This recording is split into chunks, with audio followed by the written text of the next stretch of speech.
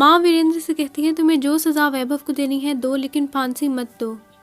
लेकिन वीरेंद्र कहता है जान के बदले जान, जिंदगी के बदले जिंदगी।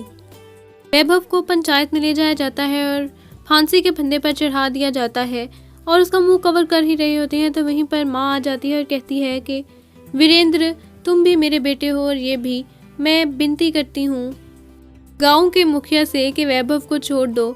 लेकिन वीरेंद्र कहता है कि बेटा होता तो छोड़ देता, लेकिन मुखिया होने की हैसियत से मैं ऐसे नहीं कर सकता। पूरी भी कहती है हमें माफ़ कर दीजिए माँ, हम भी इनका फैसला नहीं बदल सकते। वैभव वहाँ से भाग जाता है और माँ बेहोश हो जाती है। गाड़ी में सब उसका पीछा करते हैं, पुलिस भी पीछा कर रही होती है। माँ प्रार्थना करती है कि मेरे बेटे को कुछ ना हो। वीरेंद्र वैभव की गाड़ी के आगे खाई के आगे जाकर गाड़ी को रोक देता है। वैभव बाहर निकलता है और भागने लगता है, लेकिन पुलिस आ जाती है और वैभव को कहती है तुम सरेंडर कर दो। वो आहिस्ता आहिस्ता अपनी पॉकेट में से गन निकाल लेता है और वीरेंद्र पर तान देता है। वीरेंद्र कहता है देखो वैभव, इसे नीचे कर दो, बहुत पछताओगे। लेकिन वैभव कहता है कि नहीं, आपने हमारी कभी नहीं मानी, हमेशा उस बेकारन का साथ दिया। और इसी तरह आगे बढ़ते हैं, लेकिन उसके पाँव में पत्थर अटक जाता है, वो नीचे गिर जाता है। तो वीरेंद्र पिस्टल उठा लेता है। वैभव कहता है सुन ले मौलकी, तुम्हारी बहन मर चुकी है।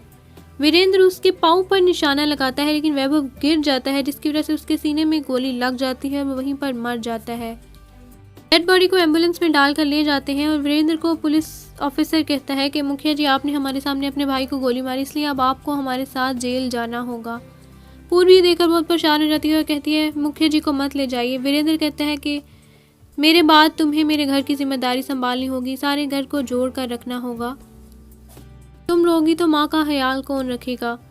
पूर्वी उसके गले लगकर बहुत रोना शुरू कर देती है। वीरेंद्र कहता है मैं जेल ही जा रहा हूँ, मरने नहीं जा रहा। पूर्वी उसके मुंह पर हाथ रखती है। वीरेंद्र को गाड़ी में बिठा लेते हैं। माँ मुड़कर देखती है तो वीरेंद्र भी माँ को देखता है और पूर्वी गाड़ी के पीछे पीछे भागना शुरू कर देती है और सड़क पर गिर जाती है और बहुत रोती है। माँ रात को अपने कमरे में खड़ी होती है तो उसे अपने बेटे वैभव के ख्यालात आ रहे होते हैं, वो रोती है।